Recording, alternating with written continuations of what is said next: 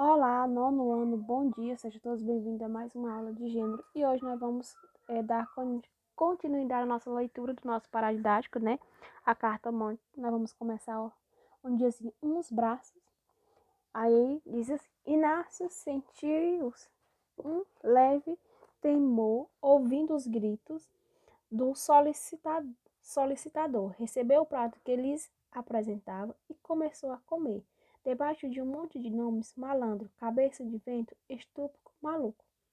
Onde anda quem nunca ouve o que lhe digo? Vou contar toda a seu pai, para que sacuda a sua preguiça do corpo, como com um bom pedaço de vara, ou um pau. Assim ainda pode apanhar. Não pense que não. Estúpido, maluco. Olhem que lá fora é isto mesmo que você vai ver. Aqui, continuou olhando para Dona Severina, senhora que vivia cansada com ele, ou casada com ele, há anos. Confunde todos os papéis. Erra as casas. Erra as casas. Vai a um escrivão, em uma vez de ir a outro, troca os advogados, é o diabo. Tem um sono pesado e contínuo. De manhã é o que se vê. Primeiro, para acordar, é preciso quebrar seus ossos. Deixe-se. Amanhã o acordarei com um pau de vassoura.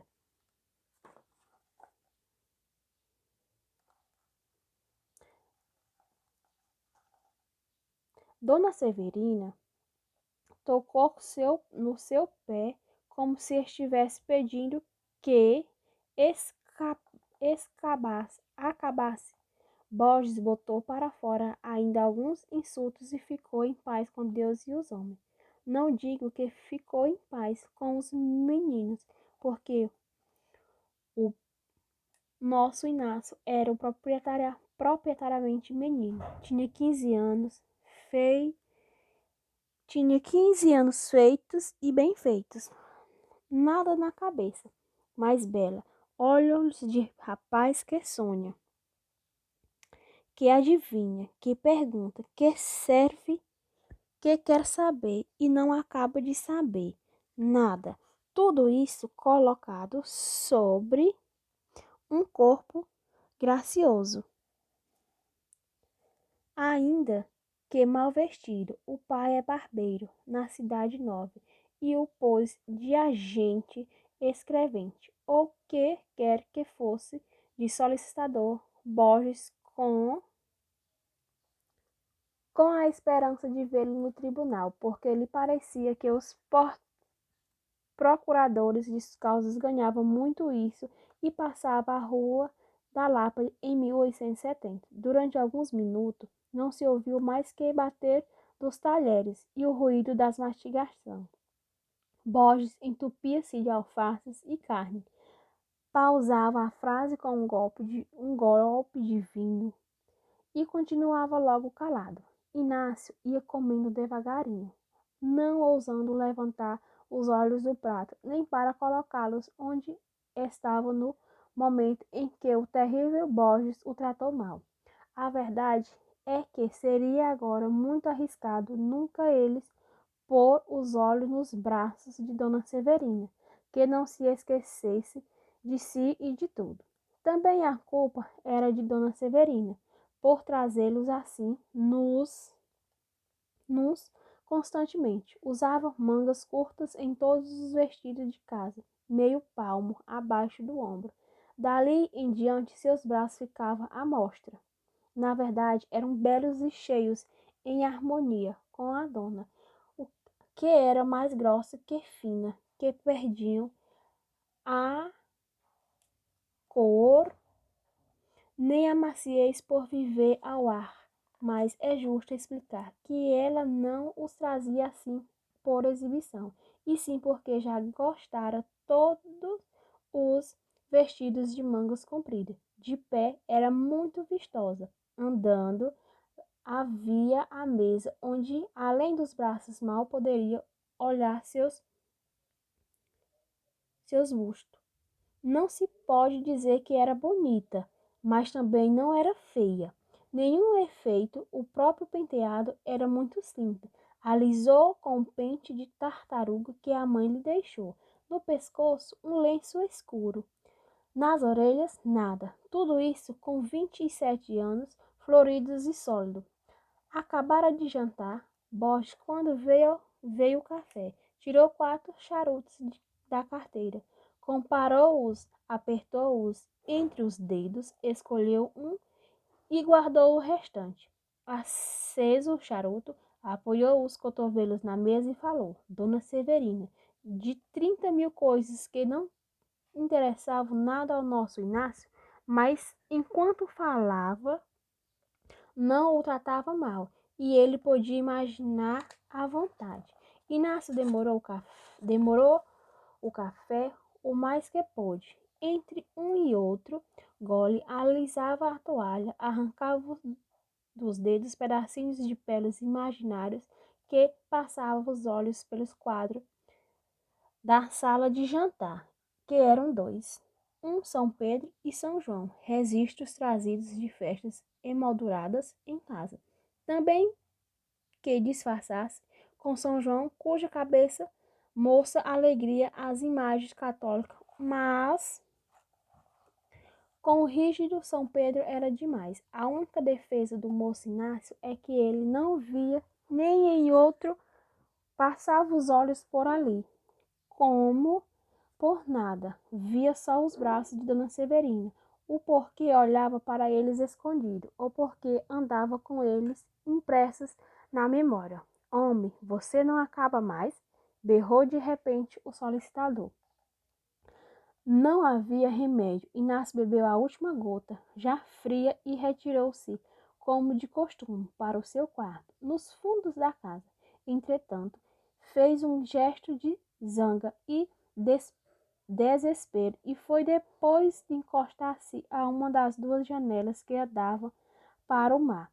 5 minutos depois, à vista das águas próximas às das montanhas,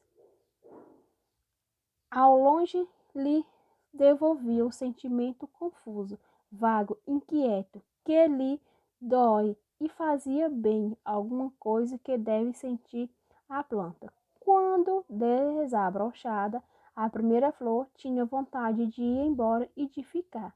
Há 5 semanas que morava ali, e a vida era sempre a mesma. Sair de manhã com Borges, andar por audiências e cartórios, correndo levando papéis ao selo, ao distribuidor, aos escraviães e aos oficiais da justiça. Voltava à tarde, jantava e recolhia-se ao quarto, até a hora da ceia.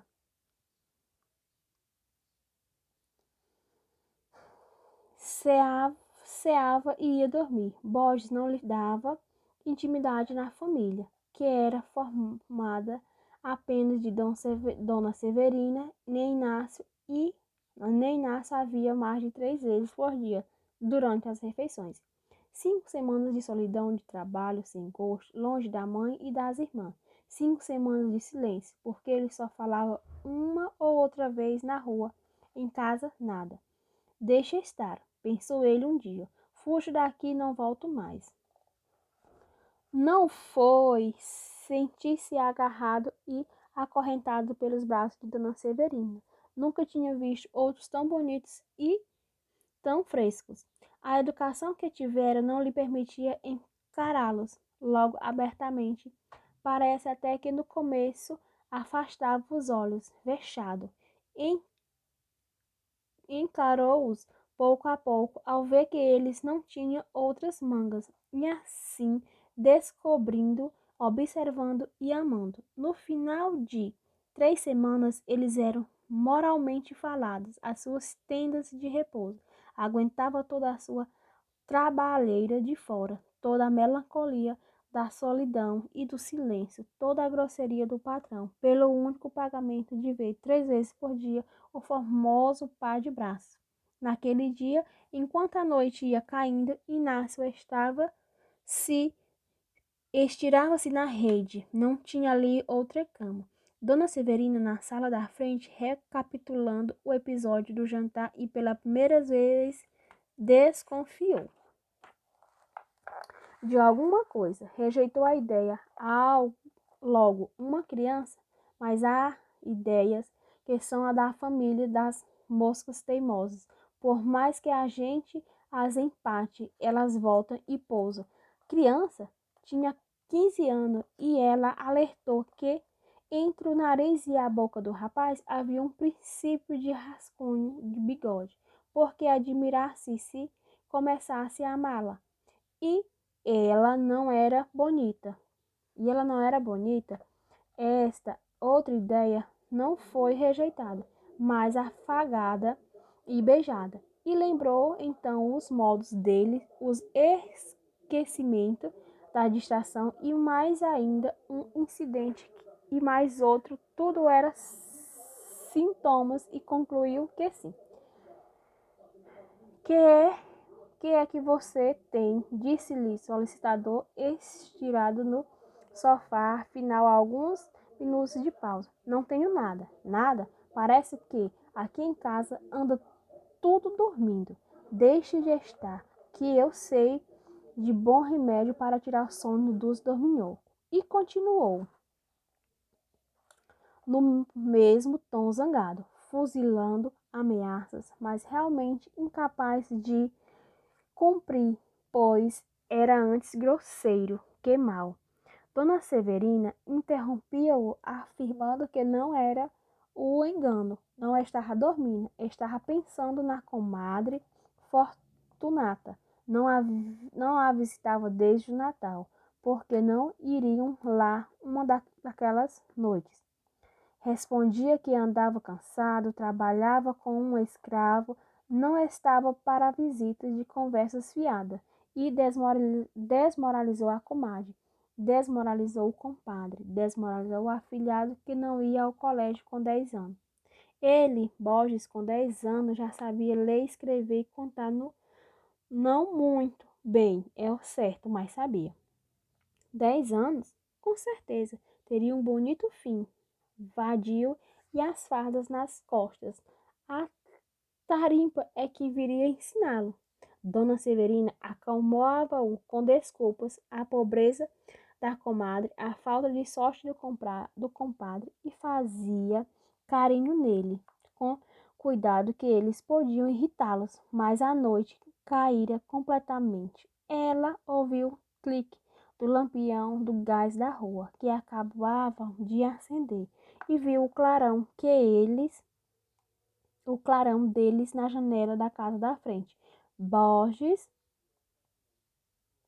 cansado do dia, pois era realmente um trabalhador de primeira qualidade, foi fechando os olhos e pegando no sono e deixou-a só na sala, às escuras, consigo e com a descoberta que acabava de fazer.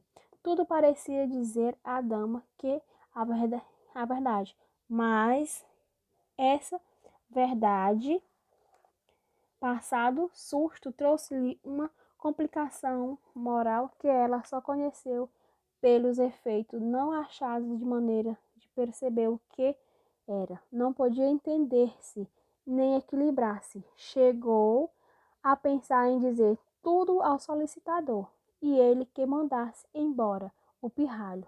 Mas que era tudo. Aqui parou. Realmente não havia mais que uma suspeita, coincidência e possivelmente ilusão. Não, não, ilusão não era. E logo recolhia as pistas vagas, as atitudes do mocinho, o acanhamento, as distrações para rejeitar a ideia de estar enganada. Daí a pouco, enganadora natureza, refletindo que seria mal acusá-lo sem provas, admitiu que ele poderia ter iludido para o único fim de observá-lo melhor e investigar bem a realidade das coisas. E vocês irão dar continuidade à leitura e responder a página 13 e 14 do nosso Paradidático.